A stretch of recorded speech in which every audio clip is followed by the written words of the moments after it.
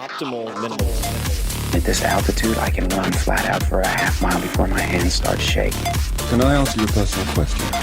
Now would seem an appropriate time. What if I did the opposite? I'm a cybernetic organism, living tissue over a metal endoskeleton. Tim Ferriss Show.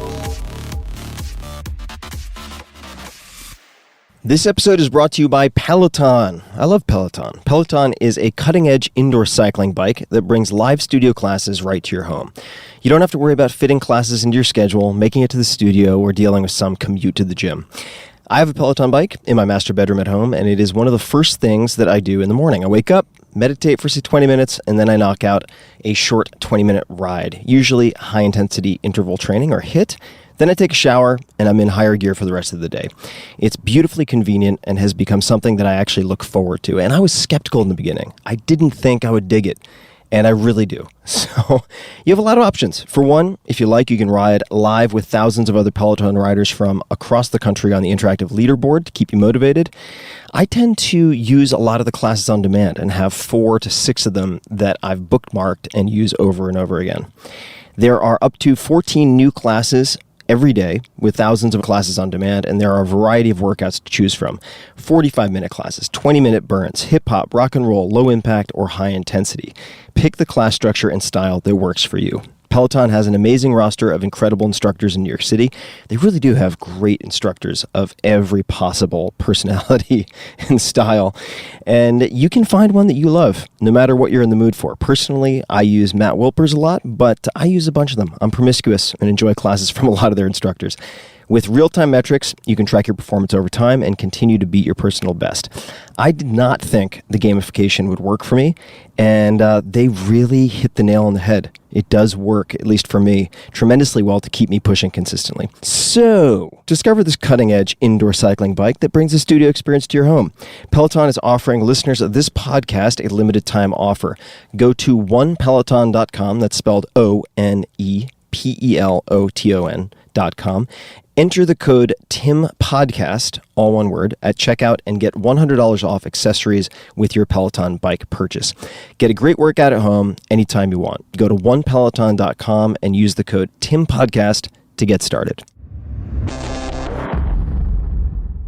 This episode is brought to you by LinkedIn Marketing Solutions, the go-to tool for B2B marketers and advertisers who want to drive brand awareness, generate leads, or build long-term relationships that result in real business impact. Could be all of the above.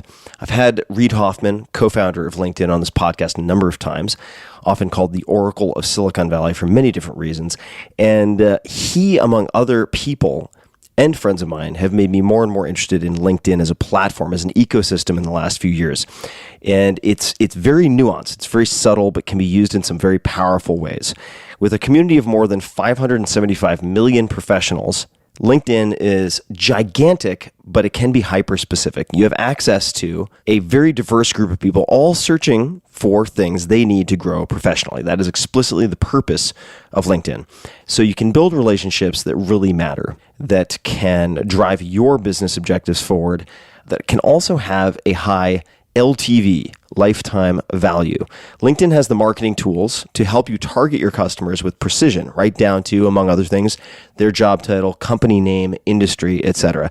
This is important because better targeting equals a message that your customers actually care about. And it also means your advertising is more effective and cost effective. It just makes sense.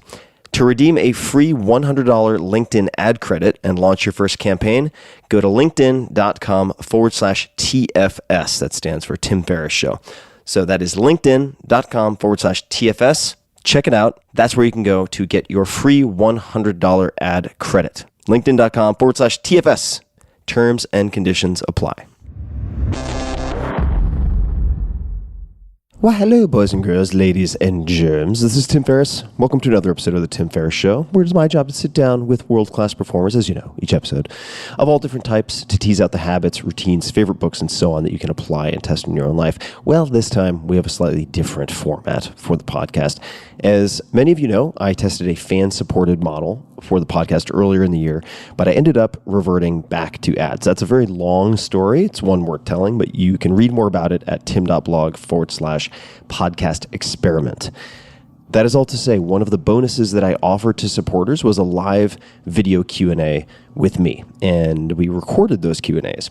The audio in this podcast episode is the first round that we did. We covered a lot of ground. We ended up covering around 40 questions, which is nuts. It was a lot of fun. The questions were excellent, and while it was scheduled for 1 hour, we went a bit longer. I answered questions related to dating, depressive episodes, which I've experienced, of course, major life transitions, networking, uncoupling happiness from achievement, what I would hypothetically ask Richard Feynman at a dinner, and much, much more. Please note that there were a few small audio glitches when the connection was poor with the Wi-Fi. That's one of the risks of doing these live sessions, of course. We've cleaned it up, and it should be just fine. It's not too bad. I also want to reiterate how grateful I am to everyone who contributed to and supported the podcast, as well as to all of you who listen to this podcast and take time from your busy and valuable schedule, no doubt, to spend a little bit of time with me. I wouldn't be able to do what I do without all of you. So thank you very much. First and foremost, thanks to everybody who is joining in. And if you're not joining in and watching this later, thanks all the same for supporting the podcast and all these various other things that I am up to. You are in a small elite group, emphasis on small and elite. And maybe I'll have some updates on that as we progress through the questions. There are a few that are related to fan supported. And it means a lot that you're here. And welcome to the very first live video Q&A for supporters only. And many of you submitted and upvoted questions, so we will get to a bunch of those. And there are 1,000,001 questions coming in on the live chat. I will prompt questions just so I can look through and make some sense of selecting questions.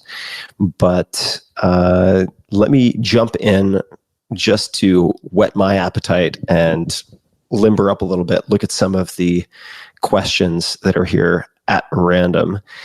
Timur, are you still working on the self-love book? I think this is a reference to the book I alluded to with Greg McKeown and a book on self-love and healing, which doesn't sound very sexy, but it would really cover a lot of the experiments and adventures that I've had on and very much off the beaten path over the last 5 or 6 years. I am working on that book, and that book is going to be my main priority after I finish another book that should be announced very shortly. Stephanie, Alzheimer's plus psychedelics latest research. Do you have a current stack for preventative? Or would I try on a family member with Alzheimer's? I am looking very closely at this. The Paul Stamets episode that I did gets into this towards the end, and he talks about what type of stack he might use for that or mitigating neurocognitive decline. So I would take a look at that. Also worth looking at octanoic acid, other types of medium chain triglycerides, MCTs, for potential application to Alzheimer's, which some people consider to be brain diabetes.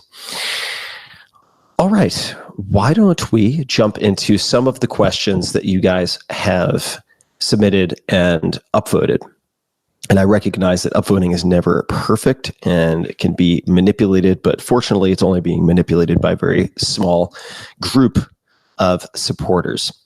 And I will jump around. I'm not going to do these in perfect order, also because I grabbed the top 20 or so and put them into a Google document.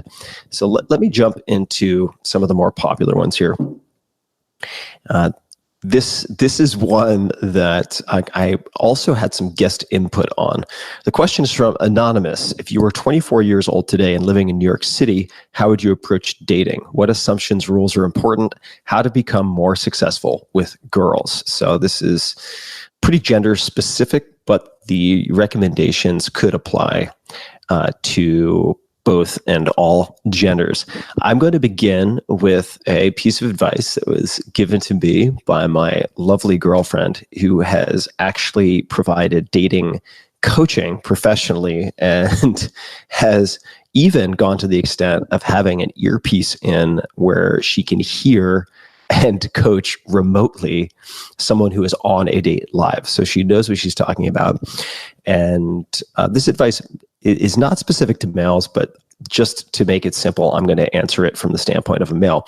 Her advice was go to the same restaurant or coffee shop or bar, probably better, bar or restaurant, multiple days in advance before the date, and then make that your go-to location for the date. Why would you do this? This is also advice, by the way, that I've had in the 4-Hour Chef. Particularly effective if you start off peak hours. So if you do it, say, on a Monday, Tuesday, Wednesday, by the time you get to Friday, the staff is going to know you. You can have a preferred table. One insider question is, what is the number for this table? So at the pass where service staff will go then pick up, or at least I should say front of the house will go pick up dishes and deliver them, more often than not, each table will have a number. So you could figure out what your favorite number is. You could refer to it. You know the appetizers. You know the best dishes. You'll get special favors, preferential treatment, etc. This does a bunch of things. Number one, it removes a lot of uncertainty and a lot of unknown variables. Number two, it gives you confidence. Very helpful things on a first date. Now, how would you approach dating? That is how to implement, I suppose, on some level, first date. If you're in New York City, I have to tell you, if you're looking for girls also, you're in a target-rich environment. So you could do a lot worse. And it depends on what you're optimizing for. So if you're looking for sport and recreation, there would be one approach. And I think that if you're looking for more, some of the same portfolio of tools would apply. I mean, frankly, Bumble, Tinder, etc. In New York City, it's not like, oh, closest date 14 miles away. It's like, oh, closest date 14, potential date 14 feet away. It is a very dense environment. I do think that some of the kind of baseline, this is going to sound strange, but like philosophical underpinnings are worthwhile to read, like The Way of the Superior Man by David Data. Don't agree with everything in that book, but I do think that if we're talking about heteronormative male seeking eligible female, that there's some valuable information to be found in that book. But I make no claims to be a dating expert. How to be more successful? Don't be desperate. Also, there's a maxim in negotiating. He or she who cares the least wins. And I'm not saying that should be your golden rule for dating, but if you exude confidence because you have the confidence that you will have other options, other opportunities, that, in my experience, is a huge advantage over many people you may be competing against. And let's not kid ourselves, it is a mating competition. So those are my thoughts on starting over. If I were 24 living in New York City, how would I approach dating? Those are a few of the thoughts that I would have. Next, this is from Larry. If you are comfortable talking about it, do you still get depressive episodes? You know what? Let me take a step back. Also, anonymous. This is going to probably get me into hot water, but screw it. One of my friends is Neil Strauss, as many of you know, who wrote The Game recently, which he's been somewhat apologetic for, but nonetheless, in that book, that for a male who does not have confidence when interacting with women, which really means does not have experience interacting with women, or at least initiating that type of contact, a lot of the exercises are, I think, very, very useful, very, very helpful. And it's a slippery slope, and there's a lot of manipulative and kind of skeezy stuff in the pickup world, but a lot of it is pretty supported by kind of behavioral psychology and conditioning, right? So if you look at a book like Don't Shoot the Dog, which is about mammalian training, which is mostly applied in this book to dogs, but could be applied to dolphins and could also be applied to humans. You want to be, if you feel you lack confidence in interacting with women, and I do think confidence is certainly an attractor, that you can condition and train yourself to be more confident. It is not a mental trick. In other words, I am asked quite often, how do I build confidence? Or how can I, this is me reading between the lines, think my way into being more confident. And I don't think you can. I think you can train your way into being more confident because your inner self will always know if you're simply going through mental gymnastics to create an illusion of yourself as confident. The way you build confidence is by doing things that are just outside of your comfort zone and repeatedly doing so, much like you would by going into the gym and having progressive resistance, increasing the discomfort and the range of comfort so that your sphere of comfortable action expands. Okay, so that's the footnote to the first question. Larry, your question. If you're comfortable talking about it, do you still get depressive episodes? If yes, have you learned to live with them? If yes, what are your top 3 tips? I have not had, very fortunately, knock on wood, a major depressive episode in the last 5 or 6 years. I attribute this to a lot of things. I'm not a doctor. I don't play one on the internet. It's extremely important to further and is related to this. I won't talk about anything that would imply I'm recommending doing something illegal, since these compounds are illegal in many places and they are not sufficient in and unto themselves. But this is part of the reason I'm supporting a lot of science at places like Johns Hopkins, Imperial College London, and elsewhere. There are also a lot of tools that I think can be very valuable. Byron Katie, the work, I would encourage looking at. If you feel like you are a prisoner to thought loops that may not be the most beneficial or helpful, that is a set of exercises and questions you can find for free online that I would recommend. Tony Robbins, controversial figure in a lot of respects, but many of his exercises, the Dickens process included, I have found to be very, very powerful. Defining the driving values and whether or not you may have competing values and goals, very important. Other things that I have developed as habits, which are really foundational, would be exercise. It's very easy to try to think your way out of a funk or some type of depression. And as Tony would say, I'll quote him again, you start with state, your physical state, then story, the story you tell yourself, and then the strategy. But if you're in a depressed state, the story you have is going to be glass half full. It's going to be cloudy with a chance of rain. And therefore, the strategy you come up with is going to be inferred by that negative state. So first is exercise. And I really do, whenever possible, try to get some type of physical motion in the morning. And right beside me now, for instance, is a kettlebell. I ordered it on Amazon and it was shipped Prime. And this morning I wanted to get directly to doing some writing, but did about 30 swings with this kettlebell beforehand. Very minimal effective dose of exercise, but just enough to sort of change my hormonal state to activate my entire nervous system, which changes the lens through which I look at any problem that might pop up during the day. Second is certainly diet. And third, this is not necessarily in order of importance, is sleep. And I highly recommend checking out a podcast episode with Matt Walker and Peter Attia. This is on The Drive, a podcast hosted by Peter Attia. Matt Walker also wrote a book called Why We Sleep that has been recommended by multiple podcast guests, most recently Amanda Palmer. And there are a few other questions here that will also have or I should say, relate to one of the tips for avoiding depressive episodes or potentially reversing a tailspin. So this question here is, what would you suggest, it's from Anonymous and related to what we were just talking about, what would you suggest to an individual considering a major life transition? Example given, stable, successful career to entrepreneur. What were your key considerations? And that applies to the depressive stuff in the following capacity. I would recommend fear setting, the fear setting exercise. And you can find that on tim.blog/TED.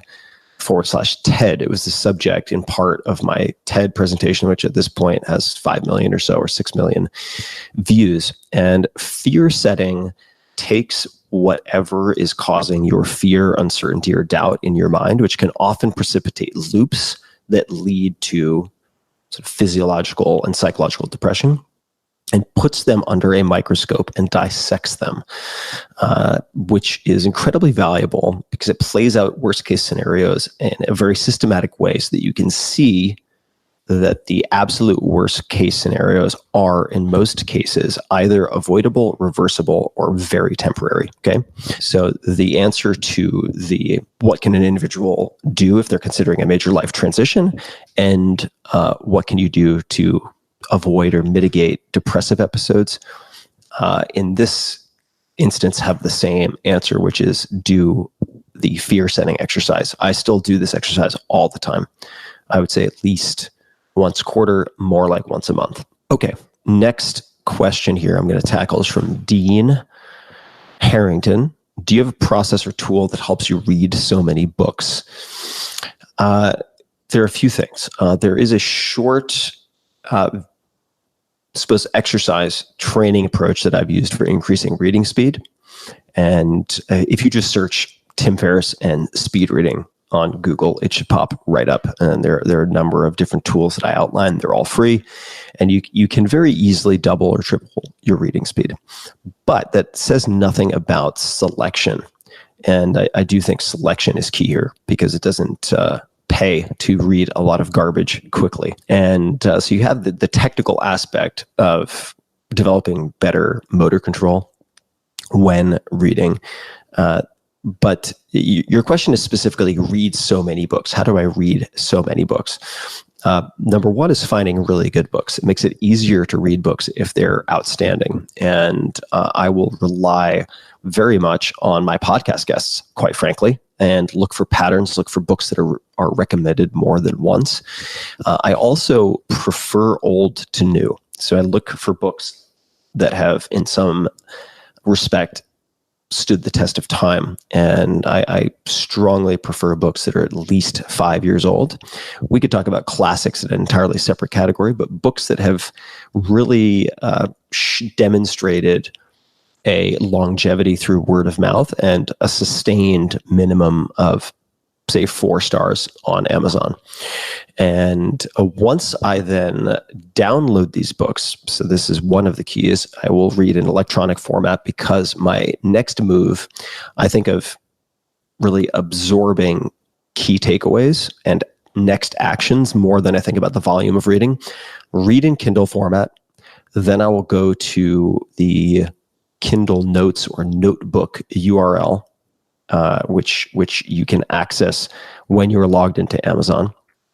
I will then use Evernote to scrape the entire page of my highlights for that book.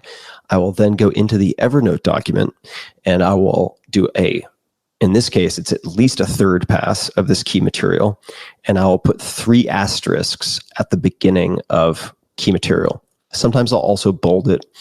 And what this allows me to do then, when I want to review the key takeaways of a book, which could be fiction, by the way, it's not limited to nonfiction. I also take these types of notes in many fiction books for turns of phrase that I might want to study, beautiful paragraphs, the structure of which I want to really look at repeatedly, or leadership lessons in Dune, for instance. And I'll put these 3 asterisks before key parts in this Evernote document.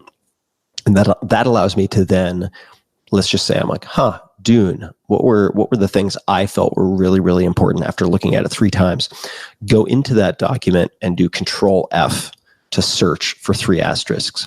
And then I can find all sorts of goodies very, very quickly like that, and spend 5 minutes finding what I want, rather than going through a paperback version, even if I've created an index in the beginning of the book for searching for content. If I only have a paperback and I've created an index at the beginning of the book for my own highlights, and if you search how to take notes like an alpha geek or something ridiculous that I used as a headline many years ago, you'll see examples of these indices that I've created. And I will sometimes, when traveling, only be able to get a paperback. I will create that type of index. I'll come back, and then I'll use TaskRabbit or something else, or have one of my employees scan the index and the pages that have highlights. In some cases, if I feel it is a particularly valuable book, I will have them then download the Kindle version themselves, pull the highlights from the scans that they see from that text, and create a copy and pastable editable version of those highlights for me. Very long answer, but there you have it. Next, Jesse, in your opinion or experience, do the workouts in the 4-Hour Body still apply if on a keto diet instead of the slow carb diet that was originally in the book? So if you are on a ketogenic diet, do the workouts still apply?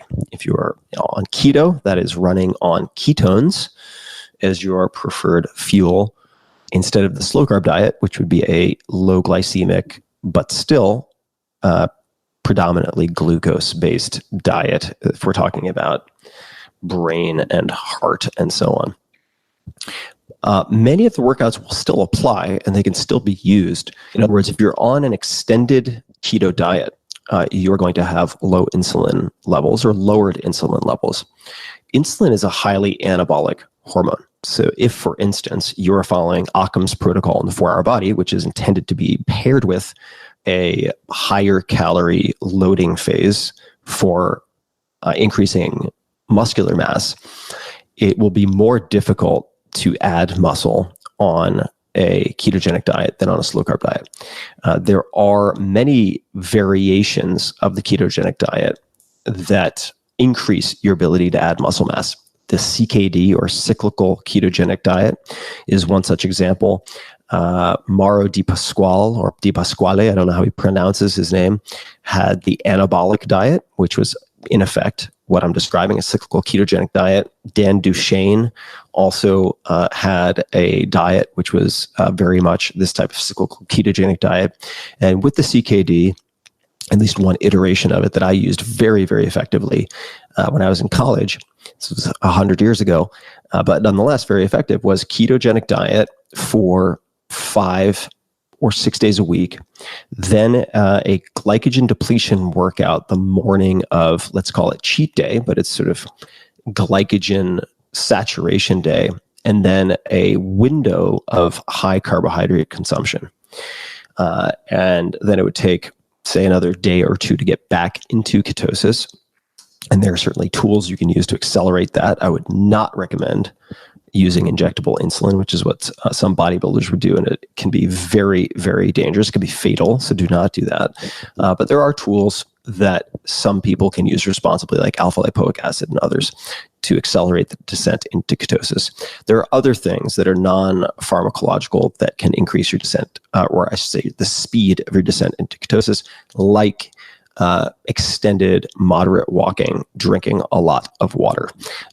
Sounds silly, but it really works. And you can ask Peter Attia and others about that. Certainly, as far as references for the ketogenic diet go, Dominic D'Agostino knows just about everything there is to know about ketones.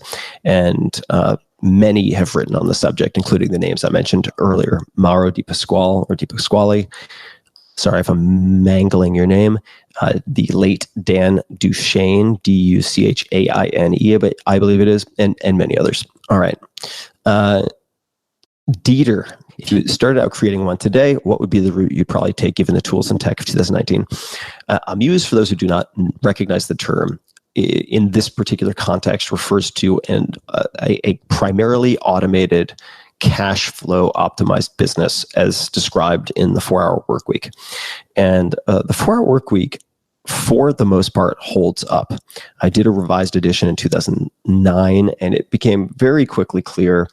I have thought about doing perhaps some updates to that, but the book will always be slower than the technology. So the technology for implementing the principles will change, but the principles themselves remain the same. For instance, in the 4-Hour Body, I talk about doing market sizing and testing using various type of niche publications like magazines.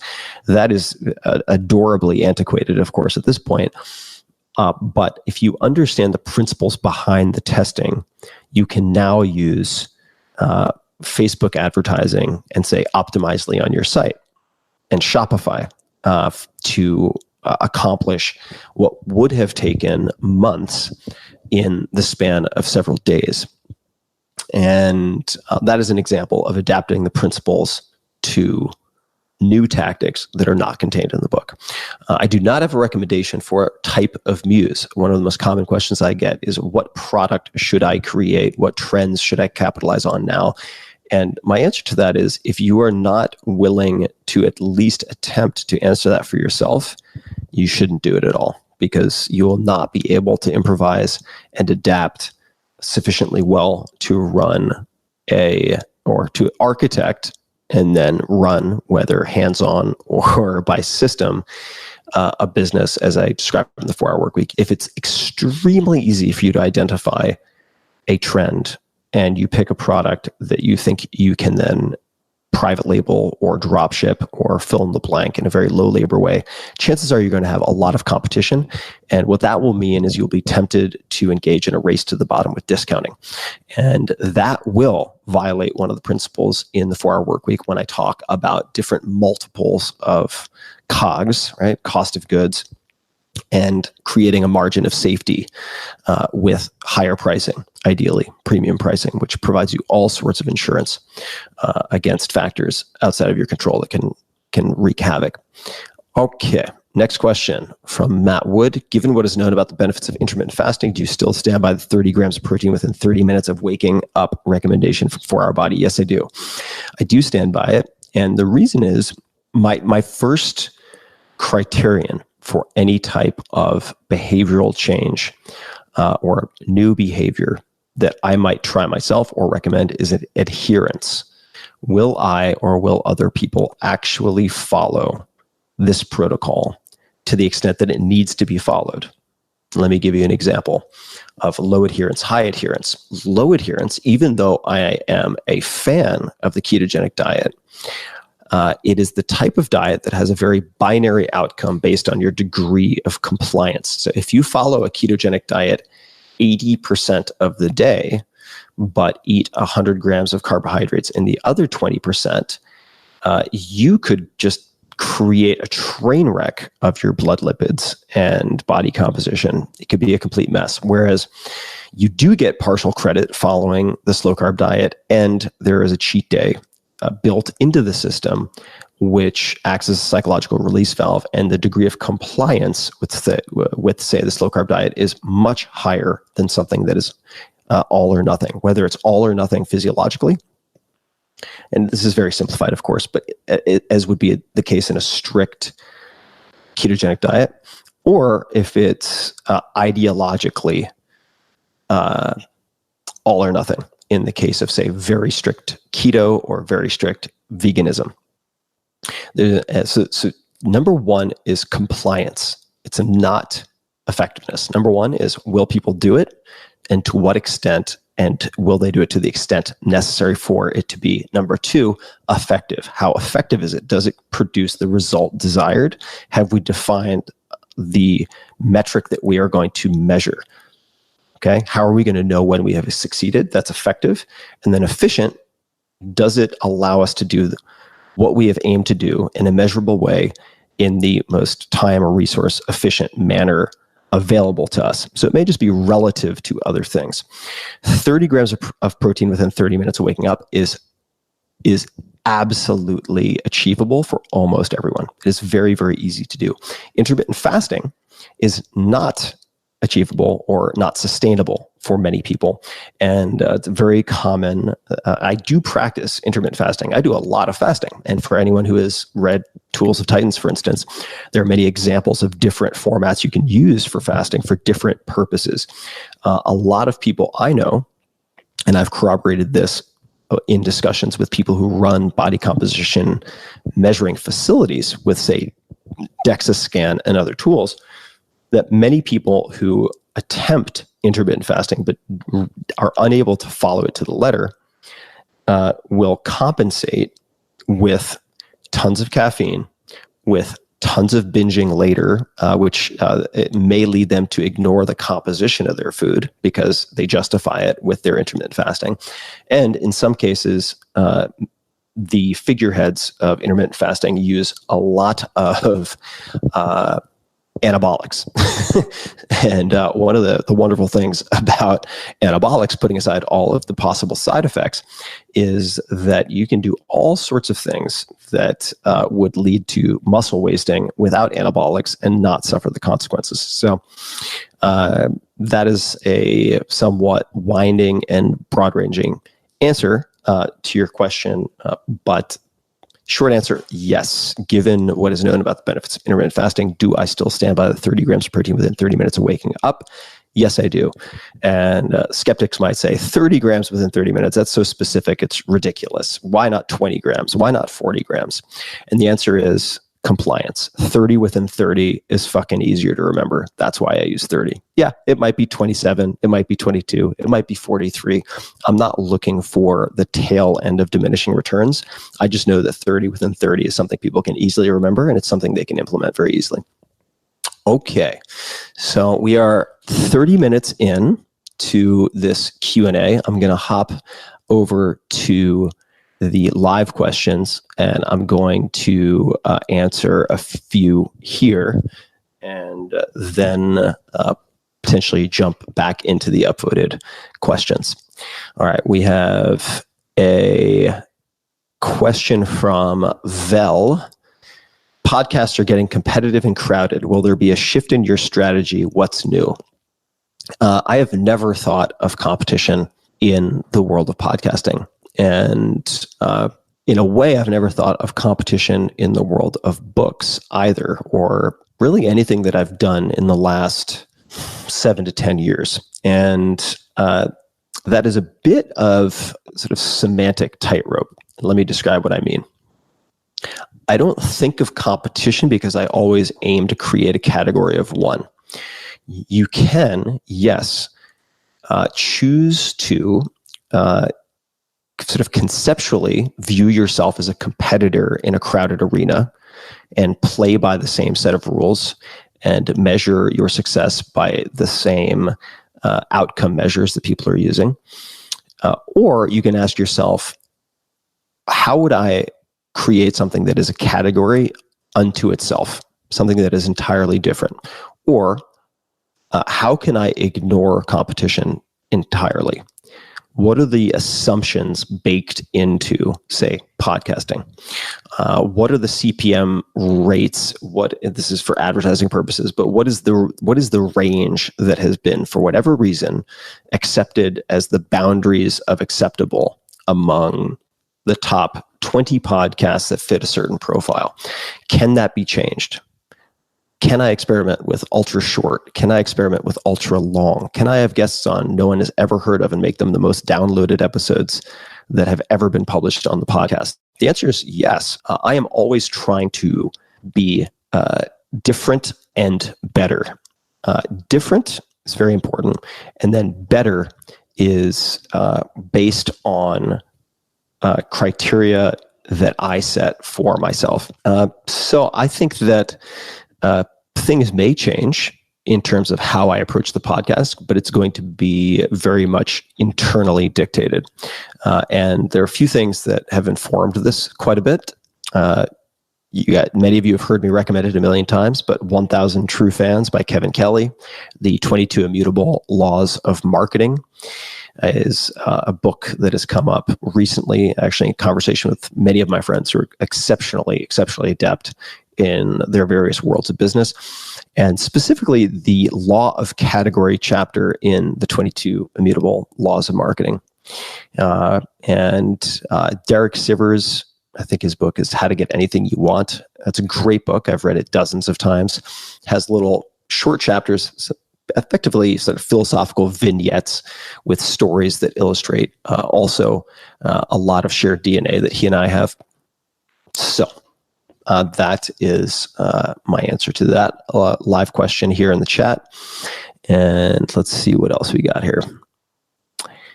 All right, Leaf, I think it is. Leaf Olson. How do you network and get connected to people that you have no connection to? Do you simply continue to provide value until they bring you into their circle?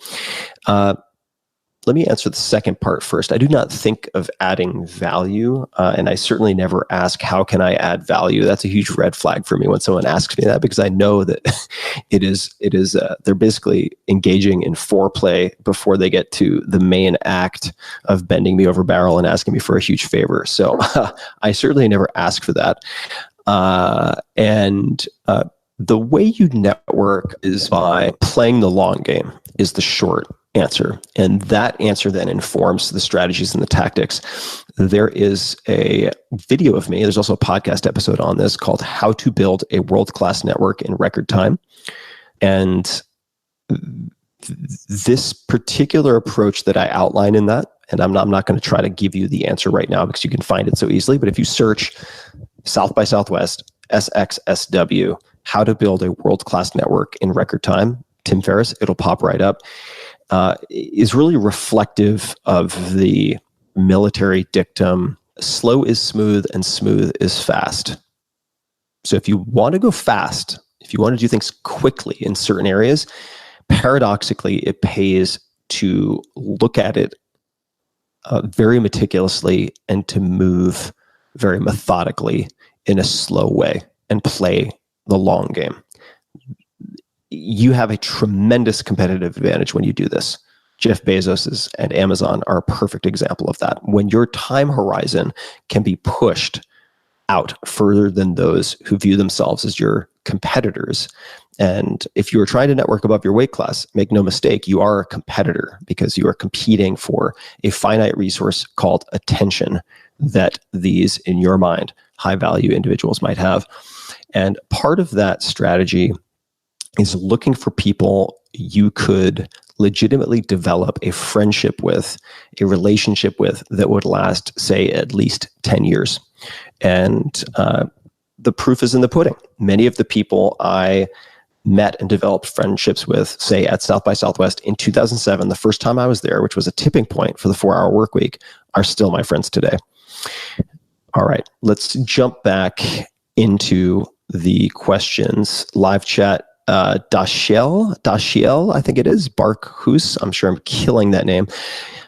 You rarely talk politics. Is this a policy of yours? What's your thought process behind this? Do you have any tips on addressing controversial topics elegantly? I do avoid politics, absolutely.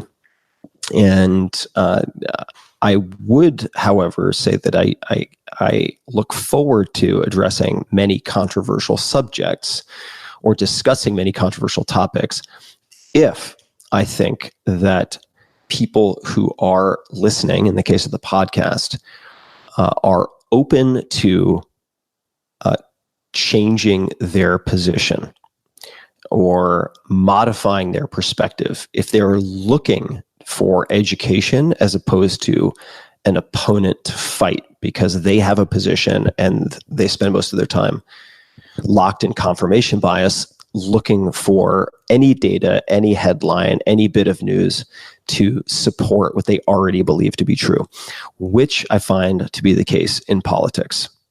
It is just a swamp of monsters that is not worth wading through, generally speaking. Very similar, of course, to religion and many hot button issues. I'm open and actually eager to discuss controversial topics if I think that by bringing experts, say, onto the podcast, or extremely thoughtful, intelligent people who have looked at something from multiple perspectives, I can provide stories and data to people listening that will allow them to make better decisions, and if they hear a compelling case for it, to change their position. But if everyone coming to the party has already decided what they believe and it's just a matter of rolling up their sleeves and punching one another in the face, then I have very little interest. Which yes, is the reason I have very, very few politicians on the show. And if I have someone on the show who is very, very right-leaning, I almost always compensate or balance that out by having someone who is very, very left-leaning. If someone asks me a pointed question about specific issues, I'm happy to give my personal perspective. That I don't shy away from. But bringing on politics to discuss politics is rarely of interest to me. And I actually talk about this somewhat at length. If you do want to hear a lengthier discussion about how I think about politics, which is probably naive in many respects, but I'm really focused on like information people will use to make positive changes for themselves and others. So I generally steer clear. But Ezra Klein, I believe, am I getting the last name wrong? Ezra of Vox and I had a conversation specifically about this, which you can find on the podcast. Vincent Michaud, here we go with names, more names I can't pronounce. Michaud. If I had to pick one interview from the many in Tools of Titans, which one would you choose and why?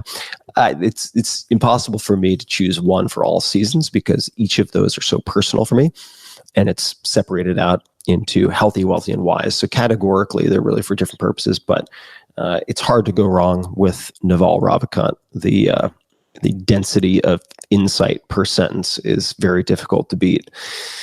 Right. Let me jump in to another question. Robbie Wade, why don't you do Tim Ferriss conferences? Primarily because I prefer the flexibility of being able to have a one-to-many interaction through the podcast, particularly in a recorded format that can then be shared with millions of people at a time. I have done conferences before, not specifically for or about Tim Ferriss, but rather about content marketing, which were very successful. And in fact, one event I did, I think it was 8 years ago, has a Facebook group that is still active to this day, 8 years later. It's quite remarkable. So perhaps at some point I'll consider doing events, but for the purposes of sharing teaching and expertise and information from those who are the best at what they do, which is what I try to do on the podcast, I find the podcast to be a better vehicle. All right. This is a vague question, but I'm going to take a stab at it anyway. General advice for 23-year-old. Number one, start meditating. Do it first thing in the morning, 10 to 20 minutes. And if in doubt, try TM, I find, to have a high compliance rate, which once again is my first criterion. Other things, advice for a 23-year-old is really the advice I would give myself at 23 and 30 and beyond would be optimize for skills and relationships. So when you choose projects, try to ensure that you can win even if you fail. And the person I know who's developed this thinking the most in his writing is Scott Adams, the creator of Dilbert, and he's written about career advice related to this. So a few things. Number one, if you choose projects based on the skills you'll develop and the relationships you will build with people who are very good at what they do, those skills and those relationships will transcend and outlive the project, even if the project fails, which means, in my mind, over time, you cannot fail if you are very consistent in using those two criteria. And also, this is directly from Scott, who, by the way, predicted just about everything with Trump in my podcast interview with him, which was eerily prescient and highly accurate. But that's a complete aside, just to get everybody's panties in a twist in one way or another. Had to invoke the T word. He talks about the difference between becoming the best in the world in one skill. So let's just say, for the sake of argument, a LeBron James or a Warren Buffett, and combining two seldom combined skills. And Mark Andreessen has referenced Scott Adams as it relates to this. Say a law degree and a computer science degree, or a vast career of negotiating where you have experience negotiating at high levels with public speaking and fill in the blank. Perhaps you went to a code camp like or Lambda school. It's much more than a camp, but you have that complementary skill that you've laid on top of these other two, and that combination of three as a Venn diagram puts you in very rarefied company. That allows you to compete, and that allows you to stand out and be what? Be different and better. To play by your own rules. Why? Because you have not developed yourself as a jack of all trades, but a jack or a Jane of two or three that are rarely seen in combination that work synergistically. Epic Bear Cat, do you drink a glass of wine every night? I do not. Actually, the last few months have seen me drinking very, very little. And I've probably had, I don't know, something like 5 glasses of alcoholic beverages in the last few months. I mean, very little alcohol. So go figure. Maybe Timmy's growing up. I do like booze, don't get me wrong. But I've found that the more I meditate, the more I have tried to develop sensitivities. And this could get out into pretty strange territory quickly, but sensitivities, which really means just paying attention to nature, being in nature more often, listening very carefully, paying attention to my kinesthetic response to people and things. The more intense and exaggerated my response to alcohol is. Meaning, rather than having 3 drinks and feeling it the next day, I drink 2 drinks and I have a splitting headache immediately at the dinner table. So the appeal of alcohol has diminished a lot. And I think there's a place for it, for me. There is a place for it. The disinhibiting social lubricant that it provides can be very helpful and fun. But it is also, for me, a dulling agent. And right now, I don't want to dull. I want to develop sensitivities. Let's jump back into the submitted and upvoted questions. And for those people who are still on, I will say, I know that we're supposed to only have about 12 minutes left, but I will go over. So I'm happy to go over and try to answer more questions. I can't promise you exactly how long I'll go over, but I will go longer than an hour because you guys are for awesome. If anybody can catch that reference and pick that out, bonus points. I'll give you a hint. It relates to a boxer. All right. Question from Anonymous. This is upvoted.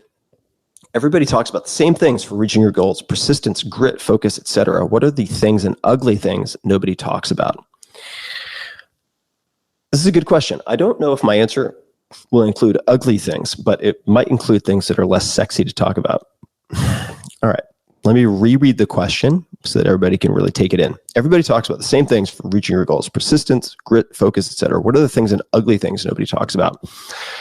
Number 1, I would say, is talking to those who have approached the skill before to ask them when you should expect sticking points and plateaus or dips in performance or morale.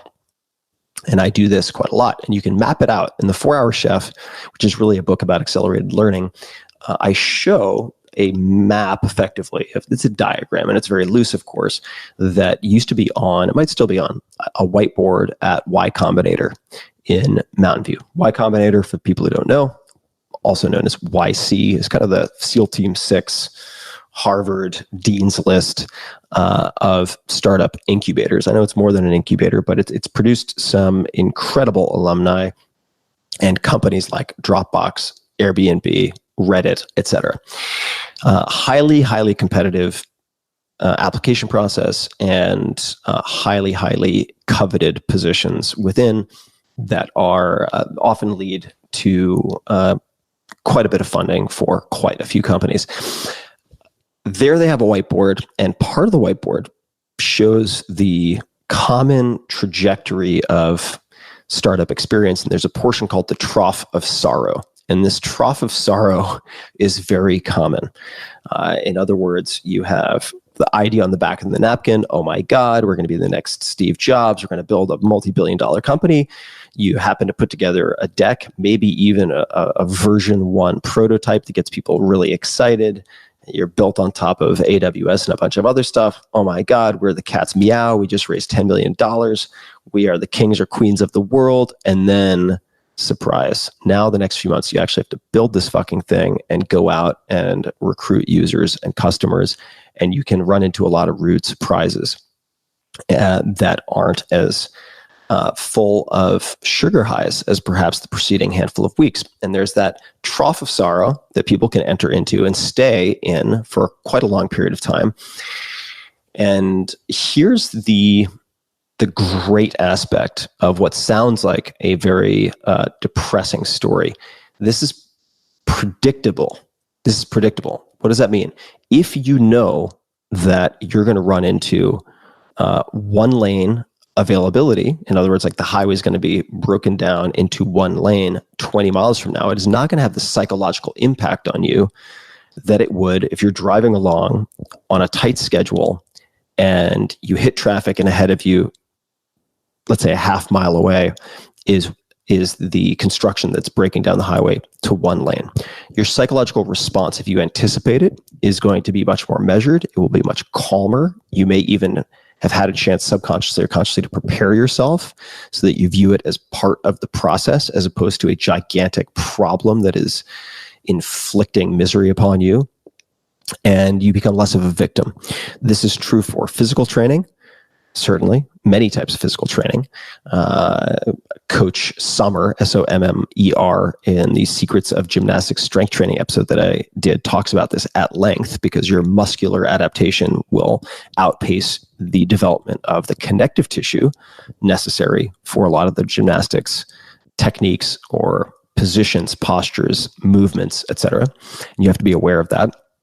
So number one is identifying in advance when you're going to experience the trough of sorrow. And there may be multiple points in language acquisition. This is what I did in the 4-Hour Chef.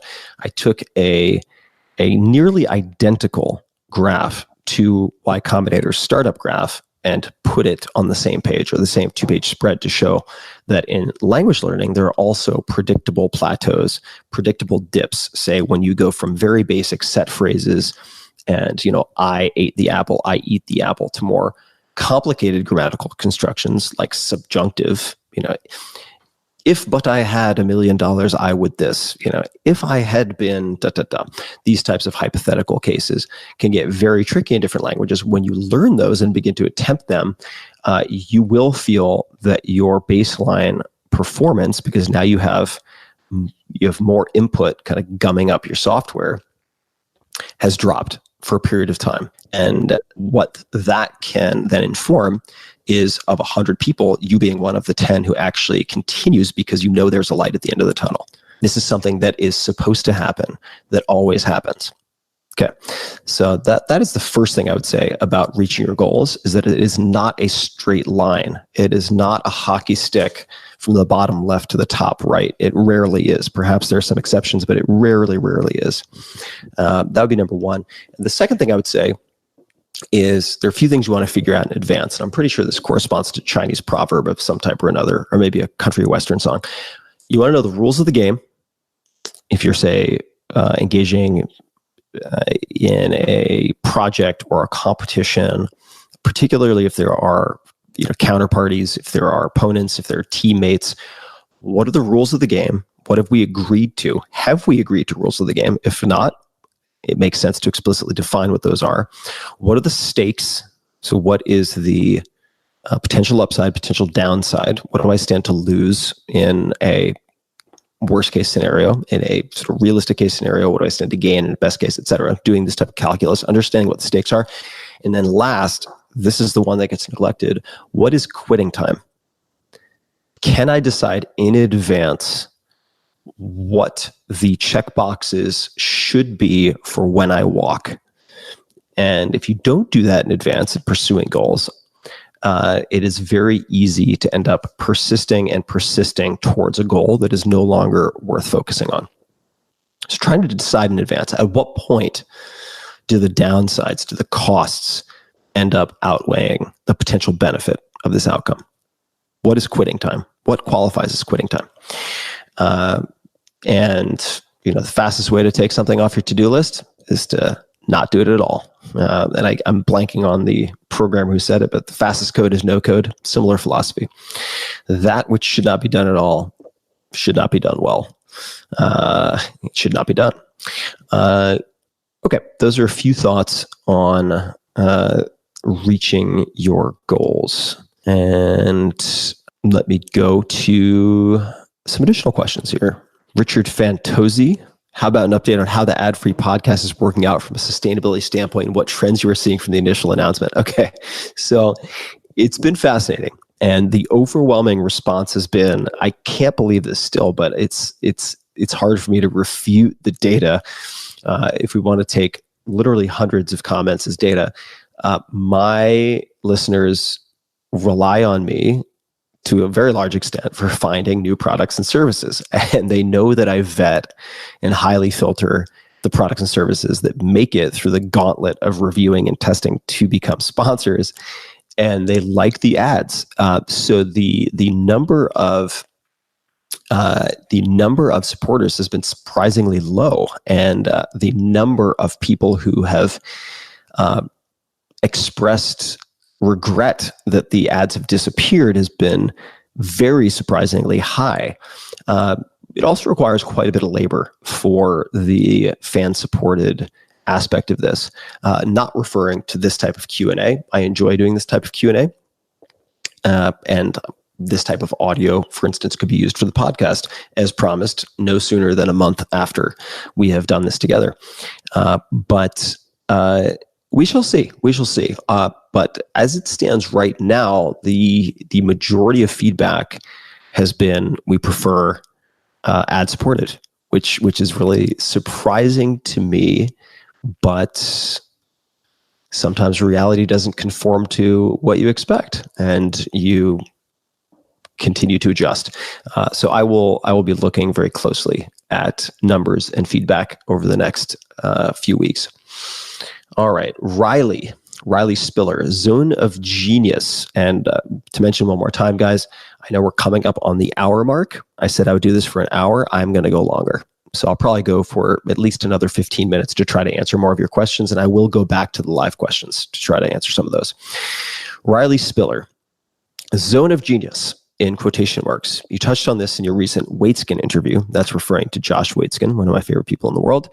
Seems crucial to know what kind of learner you are. How does one determine this? So Josh and I have perhaps a slightly different opinion or view of learning style. I think that it is helpful to know how best you absorb material that is worth absorbing, whether that's through, say, audio format, like audiobook, text, video, or otherwise, but that it is very beneficial to train yourself to be more efficient and effective at vetting, consuming, highlighting, and reviewing written material. Because you have just a huge competitive advantage if you're able to do that. And I already answered how I do that with books in Kindle format earlier in this Q&A. So I'm not going to do that again now. But determining what kind of learner you are is something I have not focused on all that much myself. I am highly visual. And despite the fact that I live in a world of audio with the podcast, which has just recently passed 400 million downloads. I expected it to take longer, which is a really incredible milestone. So it's about probably close to or maybe exceeding 1 billion hours of listened content, which is completely bonkers. I'm highly visual, and so I have a bias towards visual information. But there are some folks also. That's Molly shaking her collar in the background, which is bimodal. In other words, people who will, for instance, take an audiobook, put it on 1.5 or 2x, and assuming that it has whisper sync, or in some sense it's the same as the text, they will read along as they are listening to increase their retention. I find it easier to really dramatically increase your reading speed, say 3 to 5x, which you can do, as I mentioned earlier, just by searching speed reading and my name, and you'll find all sorts of free tutorials, no email capture, no nothing. You can find it on the blog, tim.blog, for free. Then you can do multiple passes of chapters that you determine have information you would like to retain. I find multiple passes rather than more careful reading to be a real key approach if you're focusing on retention. I tend to not worry about retention. I focus more on effective highlighting and winnowing down the material to smaller and smaller subsections using those 3 asterisks that I mentioned earlier in this Q&A. Diana Horn, can you share your note-taking format or tips when reading books with an eye to retaining and accessing key takeaways later on? I think I've mentioned this most, but I will refer again to the how to take notes like an alpha geek, I believe the ridiculous headline was that I used, and that shows you actual screenshots of my note-taking and describes some of how I approach this. Jordan, how do you get away from a goal-oriented mindset where happiness becomes dependent on achievement?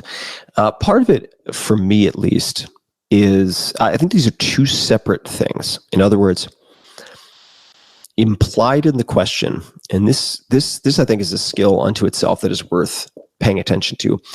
When you are looking at a statement or a question, can you identify the assumptions that are built into that statement or question? And that is very helpful for refining your own thinking. It's also very helpful for not replying to questions that paint you into a corner. All right. So implied in the question, and that's Molly drinking water in the background. You're welcome. Audio verite. How do you get away from a goal-oriented mindset where happiness becomes dependent on achievement? So implied in the question is that if you don't get away from a goal-oriented mindset, you will be trapped in a mindset where happiness is dependent on achievement. I don't think that's the case. I think you can have both and not either or. So you can have a goal-oriented mindset plus an appreciation-oriented practice. You can still achieve goals and have systems for achieving goals and simultaneously have practices for cultivating appreciation. Yes, goals and appreciation can cohabitate. They can survive side by side.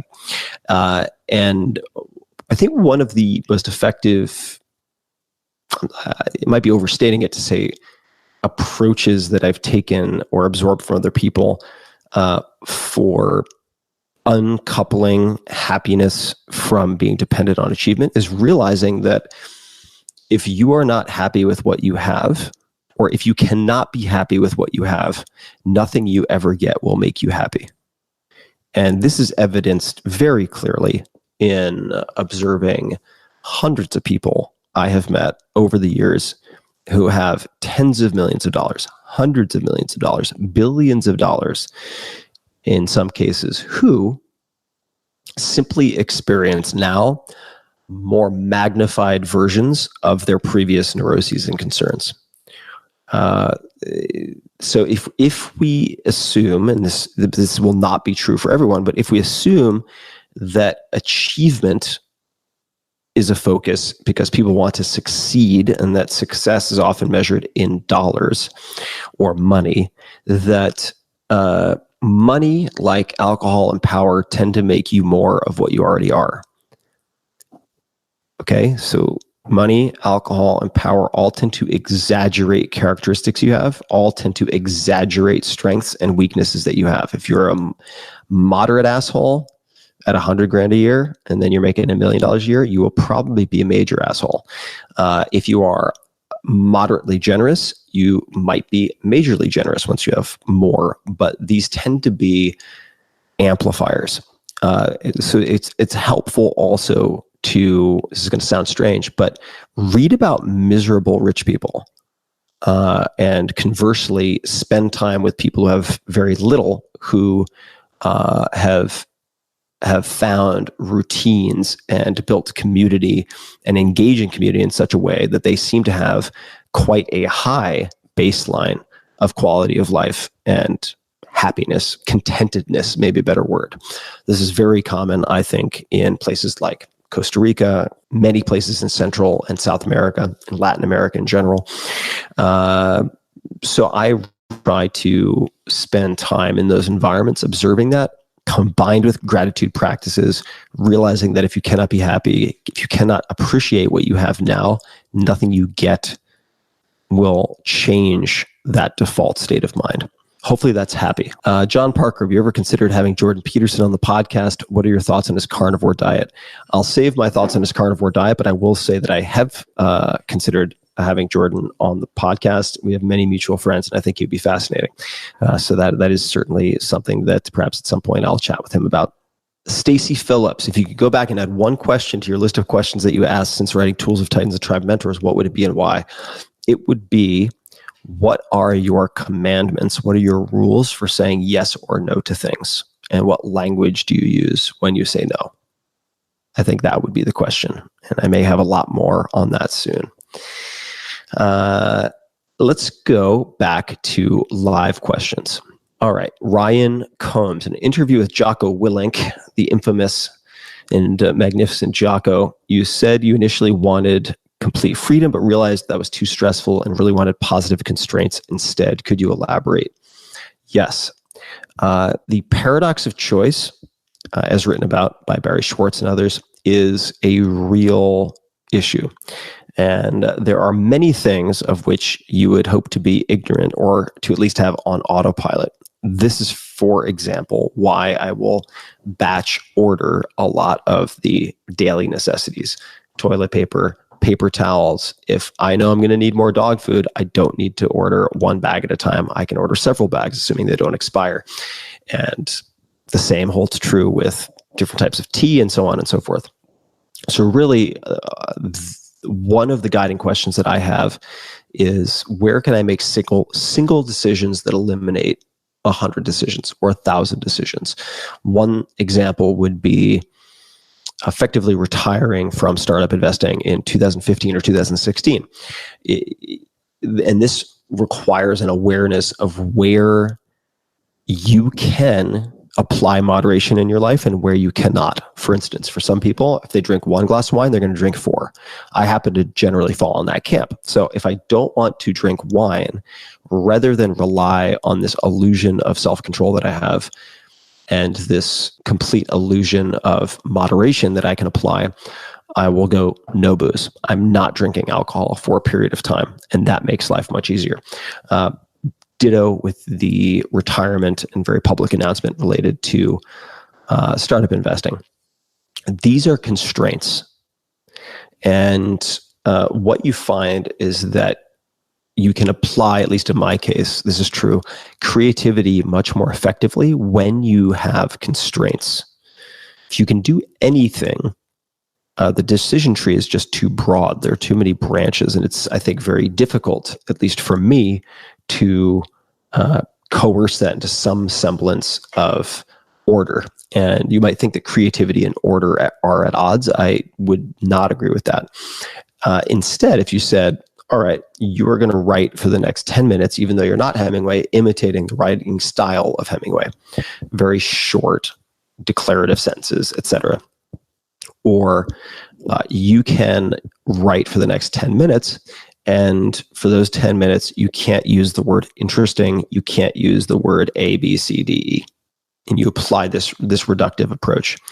It's very effective for making you highly self-aware of choices that you currently make subconsciously / automatically. So there are many different ways to apply constraints. Steve Jobs wearing effectively the same uniform every day, for instance, or many days of a given week would be an example of a constraint or a constant that is set so that his creative decision-making brain power can be applied in places where it actually matters. All right.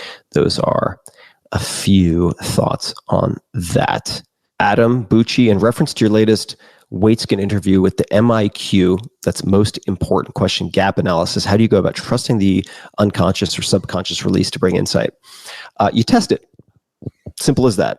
You try it, give it a fair shot, give yourself a week, 2 weeks, I would say, minimum, and look at the results. And you can assess in what circumstances, in what type of days, over what types of period have I found it to be helpful, which questions have been most effective.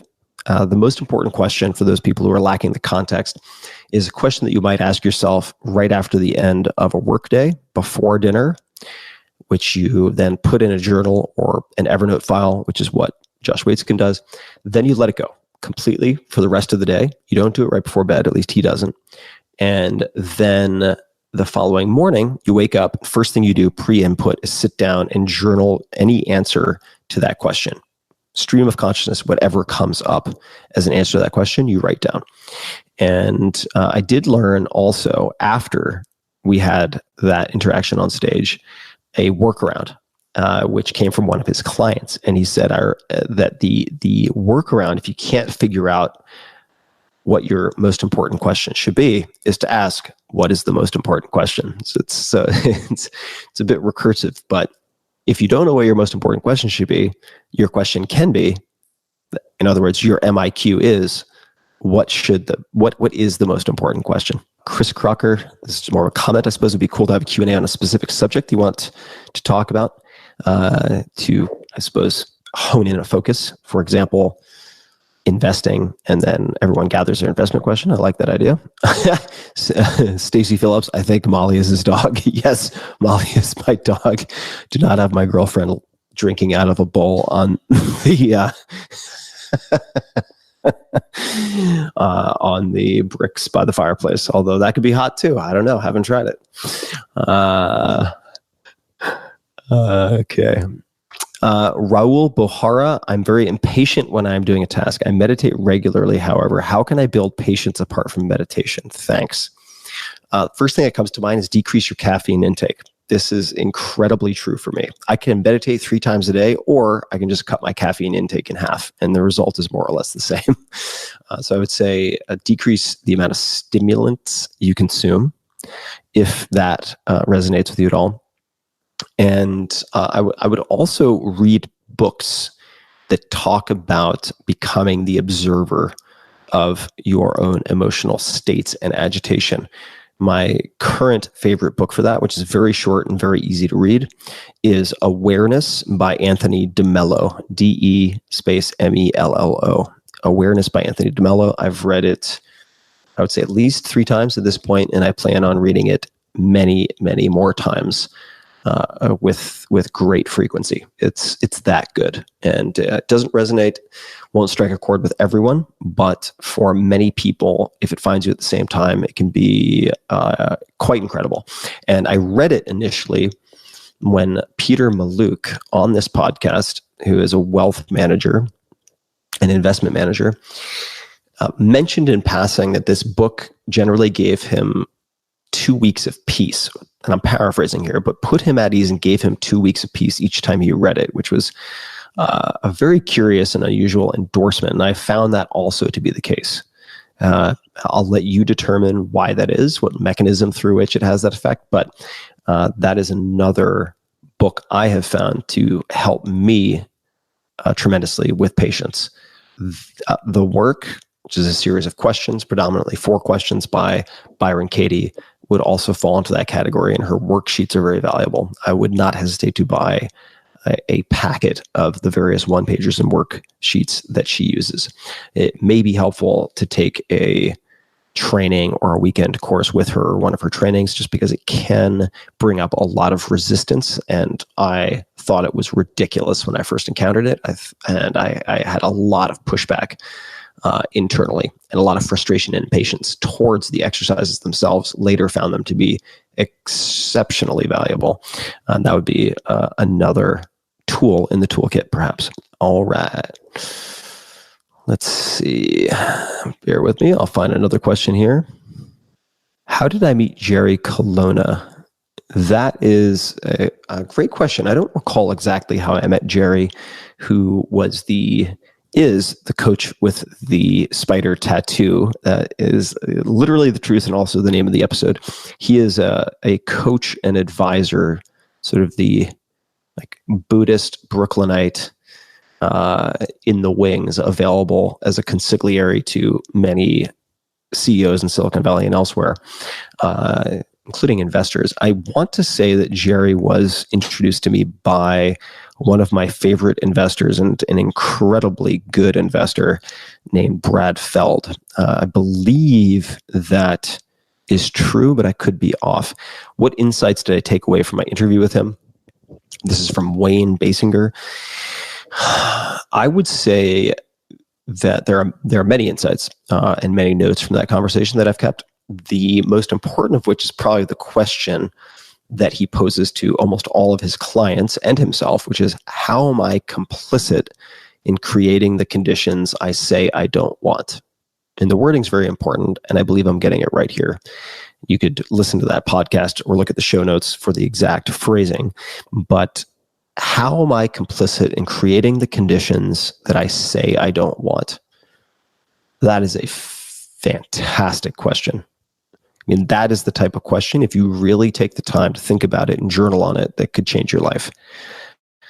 And it's a question he introduced me to several years ago when I was in a very difficult place. And I found it tremendously insightful, also painful in the sense that you are looking in the mirror and taking a long, hard look at how you are self-sabotaging, doing things that are perhaps destructive or at the very best slowing you down or preventing you from fully being who you should be or showing up as the person you should be in the world for yourself, for your family, for your friends, for customers, for employees, whatever it might be.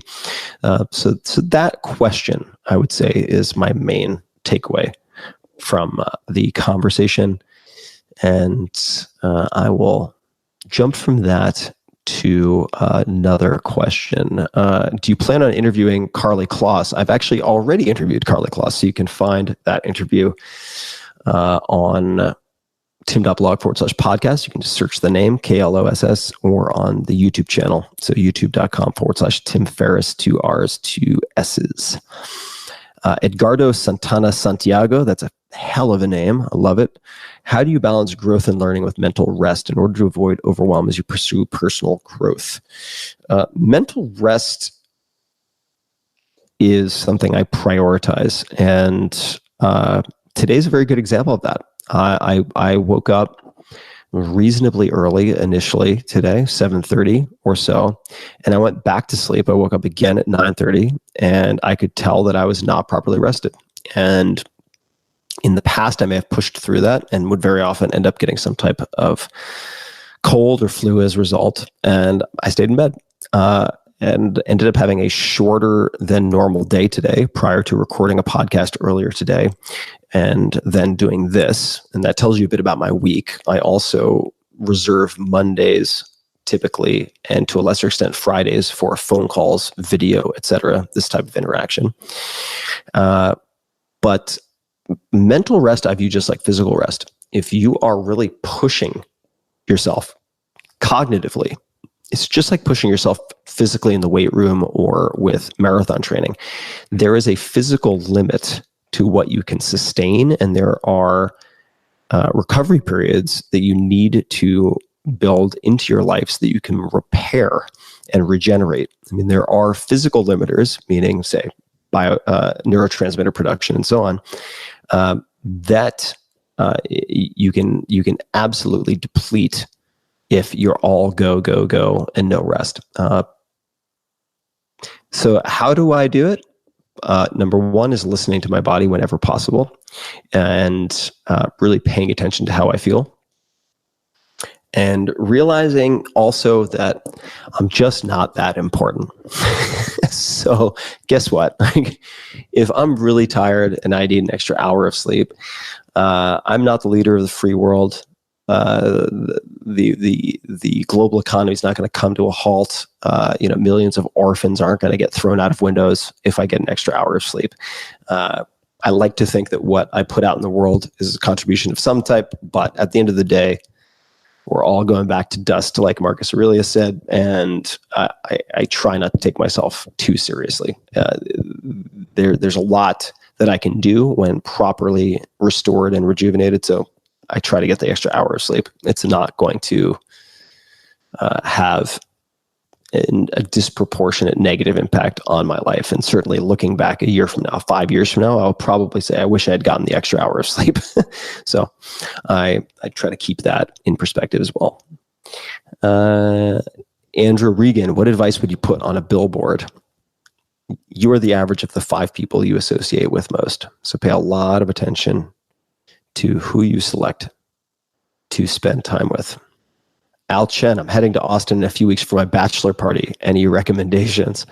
Well, it depends on the size of the party. I would say you could always go to Dirty Sixth, which is a complete mess, and just create chaos. If you're looking for a good restaurant, one of many, Dai Due would be high on the list. South Congress is always fun. You can go to South Congress and hit restaurants like Perla's or Joanne's Fine Foods. There are also a lot of bachelorette parties that happen to find their way to Austin. So who knows? Maybe your entire gang will bump into one of those, and then all sorts of trouble can ensue.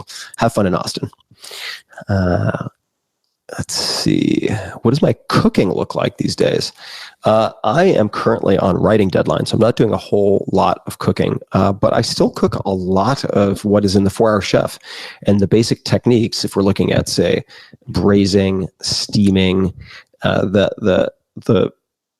the portfolio of techniques that I rely on and the staples that I rely on very much correspond to what's in the domestic section of the 4-Hour Chef. Very easy, minimal cleanup. Almost everything can end up being used well as leftovers for at least 2 days. That's my answer. Roberto Musa, if you could ask Richard Feynman any question, what would it be?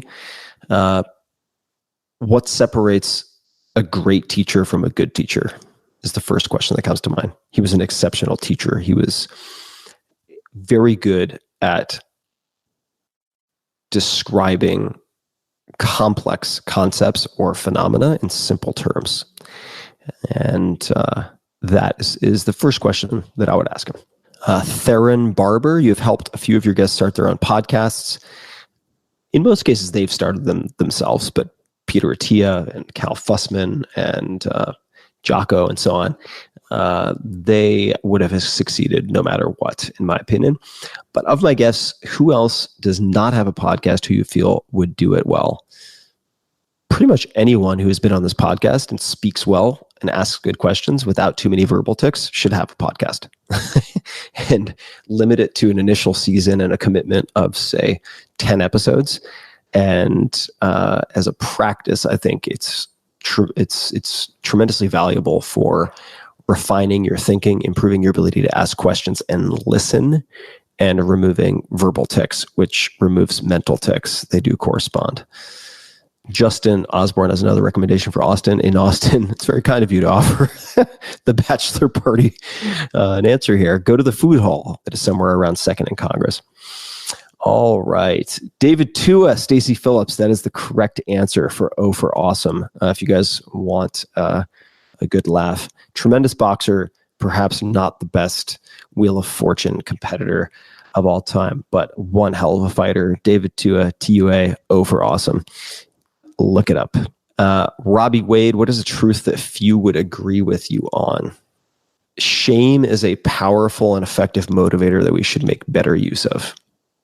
I think shame gets a bad name. And that, in fact, if you look at, for instance, the stakes, STAKES section of setting up behavioral change in the 4-Hour Chef, when I talk about, and this is true in the 4-Hour Body as well.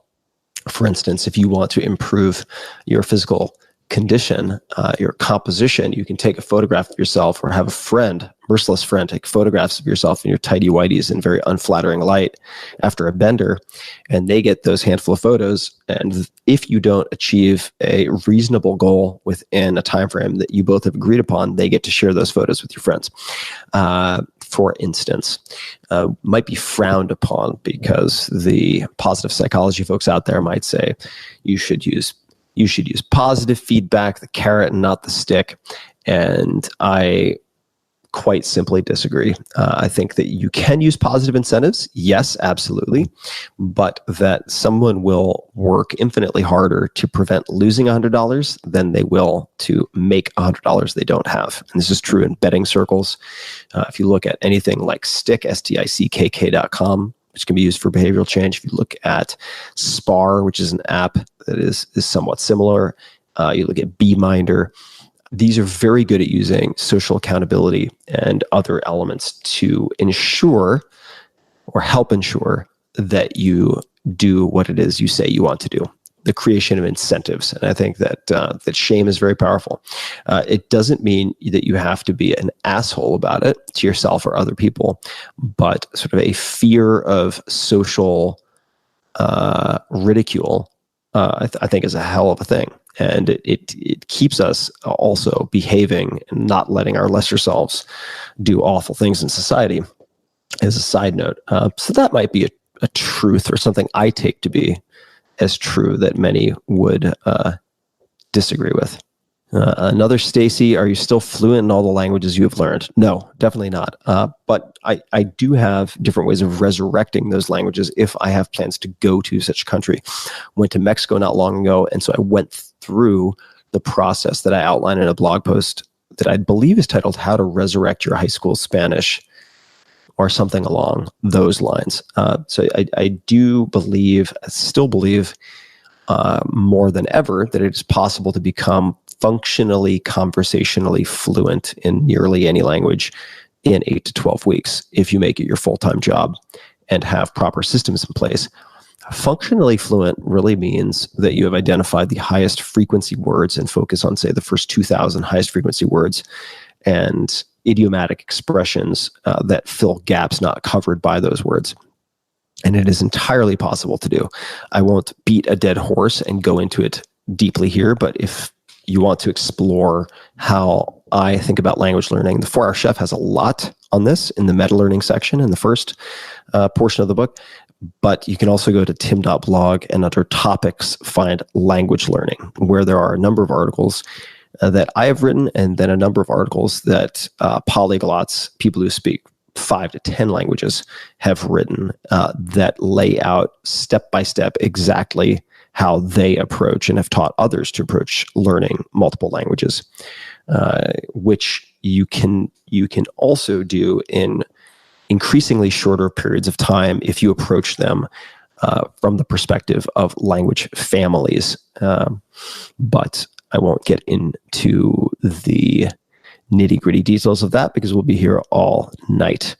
All right, we are at an hour and a half. I am going to try to take a few more and then probably call this to a close. Raul, do I drink coffee? These days I do drink coffee, and I try to limit it, not always successfully, to before lunch. Otherwise, it can interfere with sleep. Even if I feel very tired and I don't subjectively believe I'm experiencing the effects of caffeine, the half-life is pretty long. So before noon. All right. Yeah, it's pretty wild. I'm looking at some of the comments here, and there are a number of people who are saying, yes, I did enjoy the ads. And fuck, I'll take it. Means I was doing my job with the ads. So we shall see where all of this goes. All right. Let me try to find some more questions. Sorry, guys. There are a lot of comments. So what I'm doing right now is filtering the questions from the comments. What's on my current reading list? I just finished a book called, I believe, Trickster Makes This World, or Trickster Made This World, which is a book about trickster mythology by Lewis Hyde. I have been revisiting a book called The Art of Possibility by Benjamin and Rosamund Zander, Zander, which was recommended to me by Seth Godin long ago. I've read that at least twice, gone through my notes more than that. What I have on my reading list is a stack of about 1,000 pages that I have compiled for research related to the new book that I am currently working on.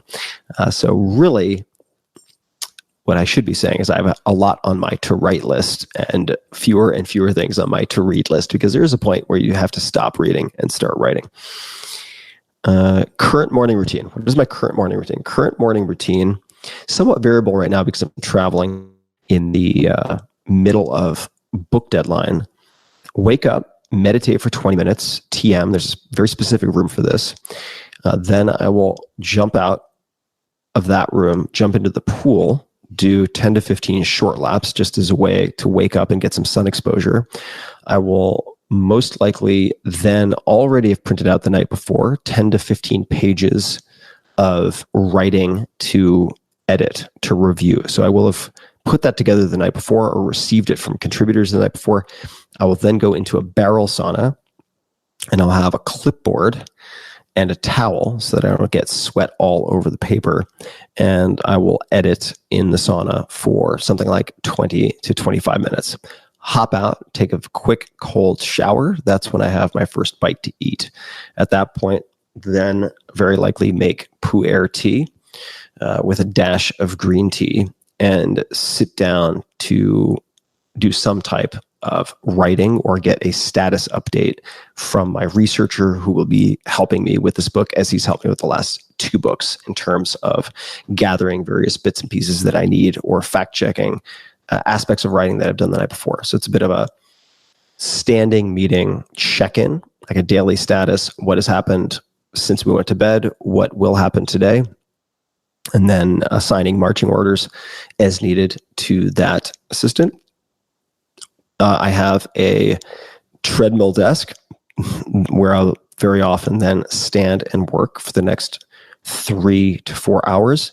Then I get on a bicycle and bike about 1.5 miles to lunch, where I have the exact same wrap every day, along with cold iced tea and San Pellegrino sparkling water, and continue to work at the lunch spot outside because they have Wi-Fi for a period of 2 to 3 hours until the bugs become too much to bear. Jump on the bike, head back, continue to work for a few hours, dinner out, which is a working dinner, come back, potentially sauna or cold bath or dip in the pool, bed. That is what the whole daily routine looks like. And it will look as much like Groundhog Day as humanly possible, which I and many other people like Neil Gaiman have found important for getting any type of work projects done. Cesar D, Texas life compared to Cali. It's hard to say Texas life. Austin life, much friendlier. It's just a warmer place emotionally to live than San Francisco. All right, bear with me one sec.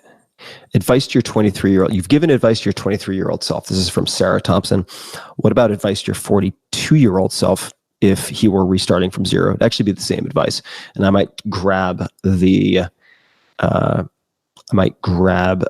billboard answer as well. So number 1, principle to pay attention to: you're the average of the 5 people you associate with most, physically, financially, emotionally, etc. So if you want to improve in one of those areas, find people who help average you up. And then on top of that, choosing projects based on skill development and relationship development with people who are exceptionally good at what they do, and meditation first thing in the morning. Those would be 3 staples that I would tell myself at 23, 24, and all the way up to current age as reminders. And do not forget to exercise. And by exercise, I should refine that and say move every day. Get some physical movement in, preferably in the morning, a la Rick Rubin, with sun exposure within the first, say, hour of getting up. That makes a huge difference in my perceived quality of each day. And it's such a small thing. Easy to lose sight of the small things, many of which are actually the big things. All right, my friends. Thank you so much again for being supporters of the podcast and everything that I am hoping to do and, in fact, doing in the world. I will have updates for you guys on many of those soon. I have some very big announcements coming, so please keep an eye out for some big news in the next month or two. And really appreciate all of you tuning in, whether you're catching this live right now, as many of you are, or if you're watching or listening to this Q&A after the fact. I know you have finite time in your life and finite attention, and I always try to give back more value than I consume in attention. So sometimes I succeed, sometimes I fail, but please believe that I am always doing my best. And I really appreciate you guys. Hey guys, this is Tim again. Just a few more things before you take off. Number 1, this is 5 Bullet Friday. Do you want to get a short email from me? Would you enjoy getting a short email from me every Friday that provides a little morsel of fun before the weekend. And 5 Bullet Friday is a very short email where I share the coolest things I've found or that I've been pondering over the week. That could include favorite new albums that I've discovered. It could include gizmos and gadgets and all sorts of weird shit that I've somehow dug up in the world of the esoteric as I do. It could include favorite articles that I've read and that I've shared with my close friends, for instance.